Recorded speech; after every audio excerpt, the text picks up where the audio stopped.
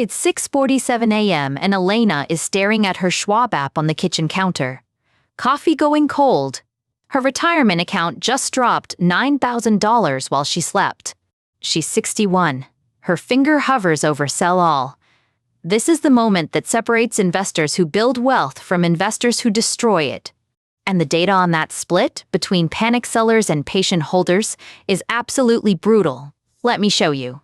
The Federal Reserve held rates steady yesterday at 3.5 to 3.75%. That's the third consecutive hold. 3 meetings in a row where they've done nothing. But here's the thing about doing nothing. Historically, this pattern, the triple hold, has preceded rate cuts within 6 months about 70% of the time. 70%. That's significant. But, and this is critical, that means 30% of the time, it didn't. Your job isn't to bet on the pattern. It's to prepare for both outcomes, so let's break this down. First, some quick context. The Fed's been on quite a journey since 2024. Rates peaked above 5%, then came the cuts. By December 2025, they brought rates down to where we are now, the 3.5 to 3.75% range. The easing cycle looked like it was gaining momentum. Then January came, the Fed held. No cut. February, held again. And now March, same story. 3 holds in a row. The March meeting was interesting, though. The vote wasn't unanimous. It was 11-1, with Governor Stephen Miran the lone voice pushing for a cut. 1 dissent out of 12. That tells you something. The committee isn't locked in agreement. There's tension under the surface. So why is the Fed pumping the brakes? 2 words: inflation rebound. The consumer price index ticked back up to 3.3%. Remember, the Fed's target is 2%. They were getting close. Then geopolitics intervened. The Iran conflict threw everything off course. Supply chains tightened, oil prices spiked, and those cost pressures flowed right through to consumer prices, classic supply-side inflation. Now, here's where it gets nuanced. The core inflation reading, that's prices minus food and energy, only rose 0.2% in March. That's actually pretty tame. It suggests the underlying price pressures, the stuff the Fed can actually control, remain relatively contained. This is the Fed's dilemma. Headline inflation is too hot, core inflation is cooling, and they can't cut rates for one without affecting the other. The official FOMC statement was carefully worded. Quote, "They would be prepared to adjust monetary policy if risks emerge."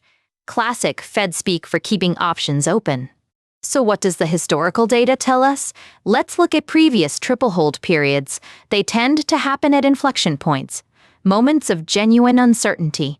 When the Fed has held 3 times in a row, it typically means they're seeing conflicting signals. Growth is okay, but not great. Inflation is sticky, but not spiraling. In those environments, historically, the next move has been a cut about 70% of the time, usually within 6 months of the third hold. But, and I want to be careful here because this is where people get burned, a pattern is not a prediction. That 30% matters enormously. The times the pattern broke, they often involved exactly what we're seeing now, external shocks that changed the calculus, oil crises, trade wars, pandemics. The Iran situation specifically creates what economists call cost-push inflation. The prices aren't rising because demand is too strong. The rally you're seeing in the Dow? Because supply got disrupted. And cutting rates doesn't fix supply problems. It actually could make inflation worse by stimulating more demand. This is why hawks on the committee, the inflation fighters, are pushing back. They remember the 1970s. They remember what happens when you cut too soon. The dovish argument is different. They point to that core number, 0.2% monthly increase. They say underlying inflation is beaten, and the geopolitical stuff is temporary.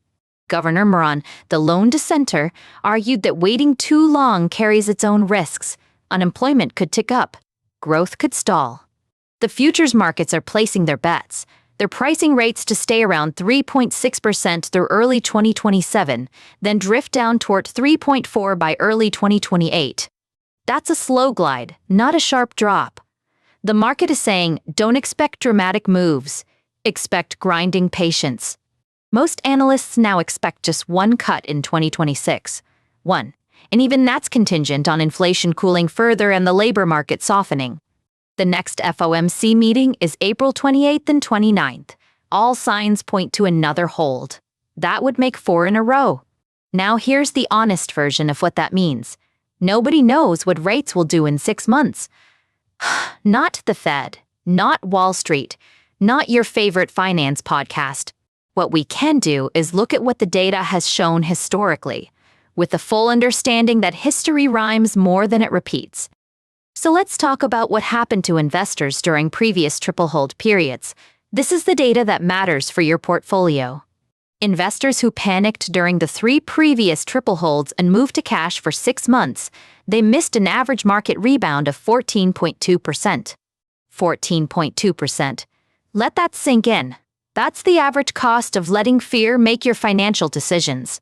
Investors who stayed in the market, they were typically whole again within 9 months. The dip was temporary. The panic selling made it permanent.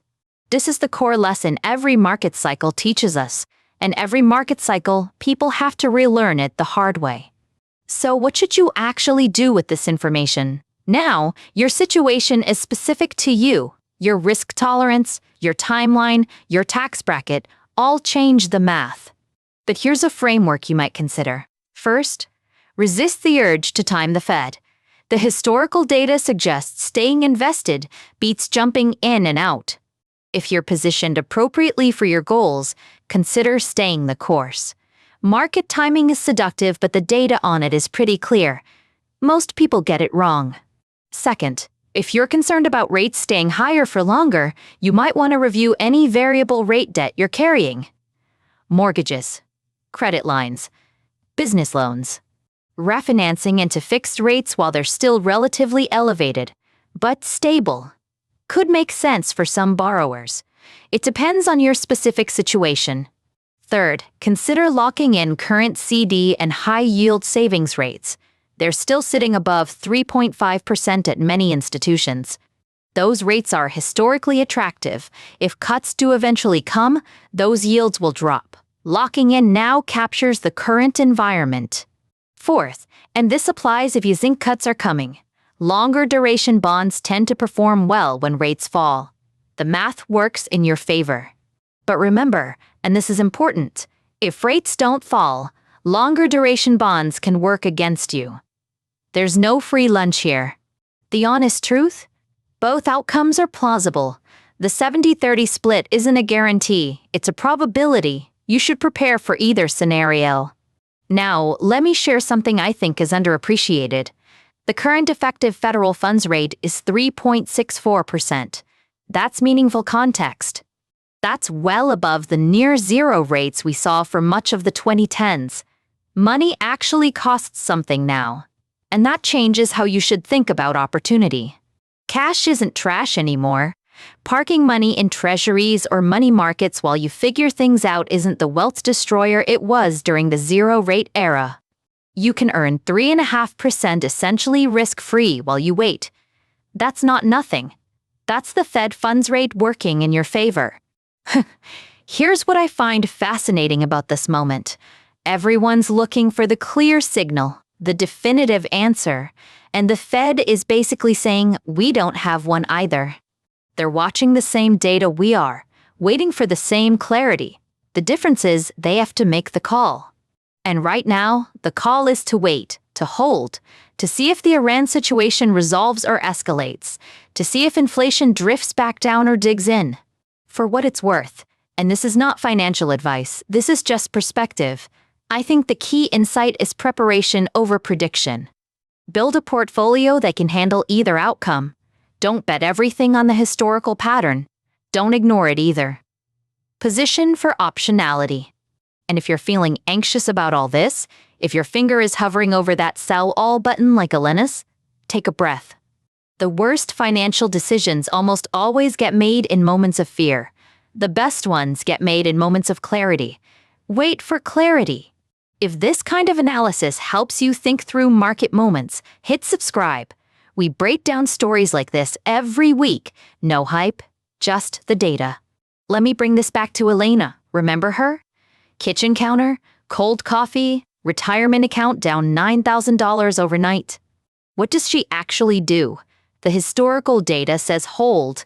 The pattern says cuts are probably coming.